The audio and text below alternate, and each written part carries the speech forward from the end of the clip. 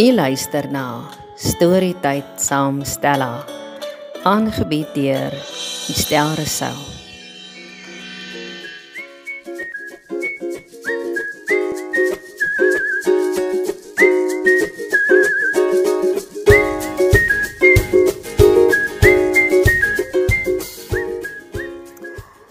Dis 'n pragtige Woensdag hier in die Lemoenkloof, hier in die Parel in.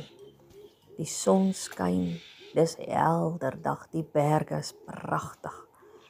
En dit is net 'n lieflike windstil somersdag hierso en soveel om voor dankbaar te wees, regtig waar. Ek hoop jy het al daardie lekker koppie koffie van jou nader getrek, nê? En ek hoop jy sit op 'n lekker plek.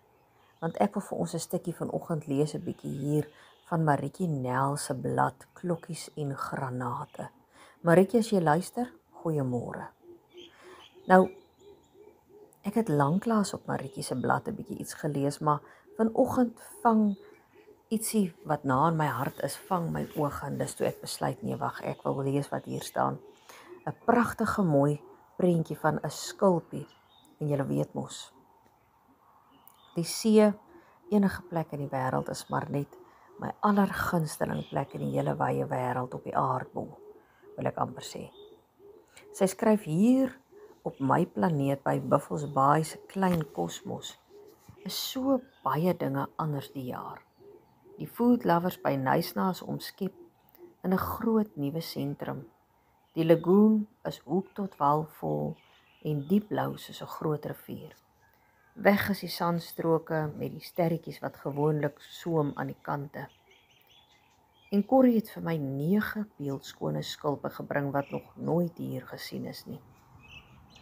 Sy het hulle een oggend gekry waar hulle hier agter die kampplek by een van die stil poeltjies ongeskaad op die sand gelê het. Sy het gekyk na die fyn, lang doringagtige uitsteeksels wat in rye van die skulprug afloop, na die oranjerige kaneelbruin strepe en die waaiervormige flense rondom die skulpopening en geweet dis iets raar. Sy vertel sy was bang om aan hulle te raak en het vir Jan geroep om eers seker te maak sy kon dit optel. Daar was nie meer slakkies in nie. Hulle was heel. Sy het besef dat een of ander nuwe stroom hulle gebring het. Hierdie klein pelgrims is Murex skulpe, wat tuis is in die warm waters van die Indiese Oseaan. Hulle kom ook voor aan die oos en die weskus van Afrika, die Rooi See, Suidoos-Asië, Australië en selfs in die Middellandse See. Hulle leef gewoonlik in rotsskeure of koraalriwe. Is baie ongewoon om Murex tribulus aan die Suid-Afrikaanse kus te kry, omdat dit nie 'n plaaslike spesies is nie. So hoekom sou dit by Buffels Bay uitgespoel het? Sy reken daar is 3 waarskynlike redes. Dit is ingevoer of rondgesleep deur skepe wat van die Indiese Oseaan afkom. Dit kan deel wees van 'n versameling wat verlore geraak het, of ongewone seestrome en storms kon dit hier laat uitspoel het, vertel Marietjie. Ek kyk na hulle en ek sien meer as kantagtige riffies en roesbruin patrone wat lyk asof die see self met 'n fyn kwas daarlangs gevee het. Elke stekel en kromming dra die geheue van koraalriwe waar hulle ooit vasgeklou het, ver van ons kus se koue waters. Hulle is boodskappers uit 'n ander wêreld wat vertel dat God onverwagse dinge op ons pad bring wat nie volgens vooropgestelde kalender in ons kop beweeg nie. 'n Stroom wat ons nie kan sien nie, is altyd aan die werk. Moenie bang wees om te raak aan wat nuut is nie. Dis die taal van koninkryk. En dan so 'n interessante feit, so 'n weetjie sê sy, iets om te weet. Die antieke Fenisiërs het perskleurstof, so in hakkies skryf sy, dis die Tyrian purple, gemaak uit die slaim van sekere murex spesies.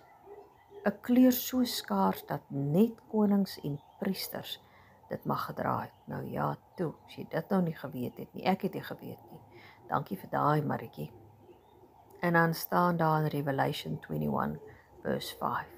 He who was seated on the throne said, I am making everything new.